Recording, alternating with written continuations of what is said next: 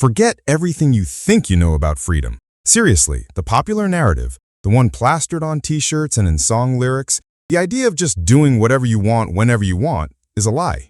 And worse, it's a lie that is keeping you stuck, confused, and less free than you've ever been.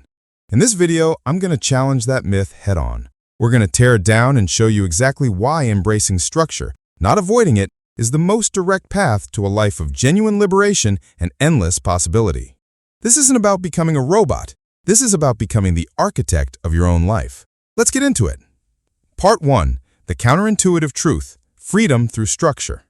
Does this sound familiar? You chase the idea of freedom, the freedom to leave a job you hate, the freedom to travel, the freedom of a healthy and energetic body, financial freedom. You want more choice, but somehow you end the day feeling like you're just treading water, reacting to things, and not actually making any progress. You're chasing freedom, but you feel fundamentally stuck. We've been taught to equate freedom with a total lack of rules. We think of discipline as a cage, a boring, restrictive set of have-dos and can'ts. But what if that's completely backward? What if true, lasting liberation doesn't come from a lack of structure, but from the right structure? This is the myth we need to dispel right now. Discipline isn't confinement. It's a strategic framework you build to achieve your goals. It's not a prison. It's the blueprint, the tools, and the scaffolding you use to build your dream house. Without the blueprint, you just have a pile of wood and a vague idea. Take a moment and really imagine your dream life. What does it look like? Imagine having the physical energy to play with your kids or climb a mountain. Imagine having the financial resources to quit that job and start your own business. Imagine the deep, trusting relationships you build by consistently showing up for people. None of that happens by accident. It doesn't just fall into your lap because you wished for more freedom. Every single one of those outcomes is the direct result of intentional, focused, and disciplined action. Part 2. The illusion of unbound choice.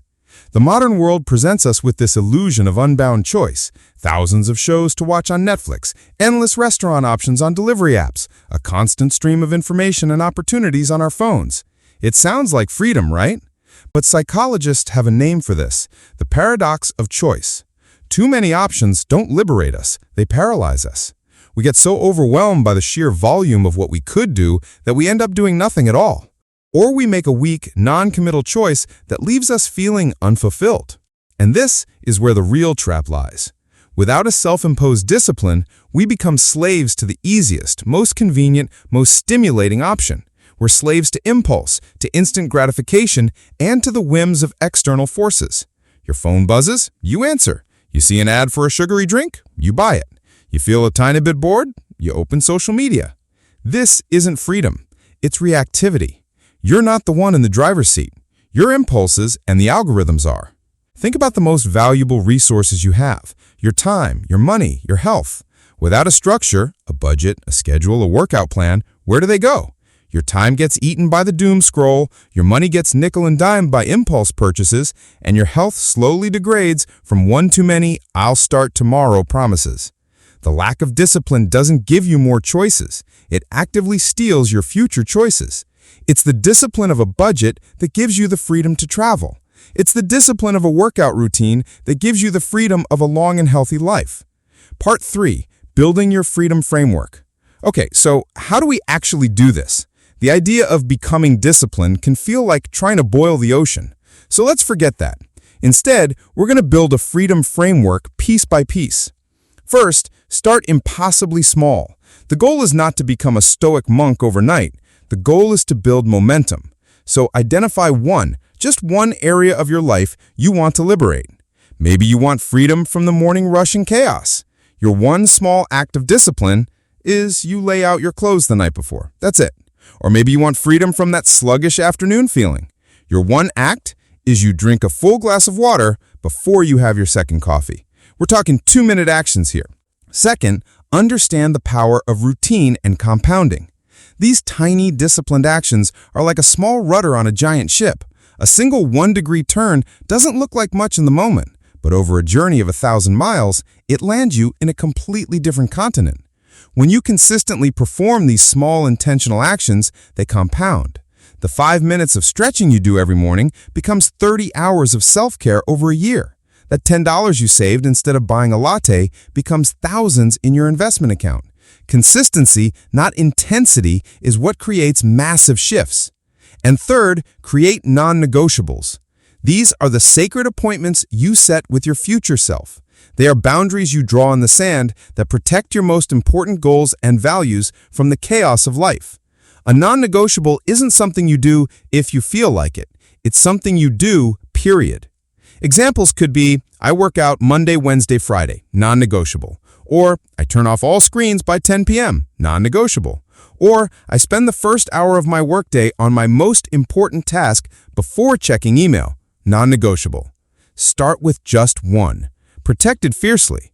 It is the first pillar of your freedom framework. Part 4. Discipline as a skill for life. Now, I know what some of you might be thinking. That's great, but I'm just not a disciplined person. I'm going to stop you right there. That is another myth. Discipline is not a personality trait you're born with. It's a muscle. And just like any muscle, it gets stronger the more you use it. The first few reps will feel hard. Getting out of bed when the alarm goes off, choosing the salad over the fries, opening a book instead of your phone. It's going to feel like a struggle. Your brain is wired for comfort and the path of least resistance. But every single time you push through that resistance and honor the commitment you made to yourself, you are strengthening that muscle. You are casting a vote for the person you want to become. So how do you overcome that resistance in the moment? A simple trick is to focus on the feeling after the action is done. You rarely feel amazing before a workout, but you always feel incredible after. Focus on that future victory. Another is the 2-minute rule. Just commit to doing the hard thing for only 2 minutes. More often than not, once you start, you'll find the momentum to finish. And the best part is, the rewards of this training spill over. This is the ripple effect of empowerment. The discipline you build in the gym will show up in your work. The confidence you gain from mastering your finances will show up in your relationships. It's all interconnected. So we flip the script. Discipline is not the enemy of freedom. It is the architect of it. It's the structure that supports real choice. It's the passport that gets you where you actually want to go instead of leaving you stranded in the land of someday.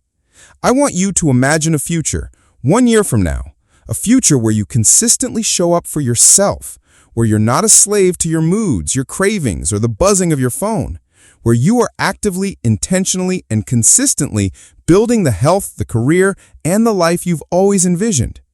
You have the power to make difficult choices now so that you have more and better choices later. That is true freedom. The freedom to be the person you were meant to be. So here's my call to action for you right now. Forget the giant life overhaul. Let's start with one step. In the comments below, I want you to tell me what is one small act of discipline you can commit to today to start unlocking your personal freedom. Maybe it's putting your phone across the room before you go to sleep tonight. Maybe it's laying out your gym clothes for tomorrow morning. Maybe it's simply committing to drink a glass of water first thing when you wake up. Make it small, make it specific, and write it down to make it real. That's your first rep. That's where your freedom begins. Start building your framework today. I'll see you in the next one.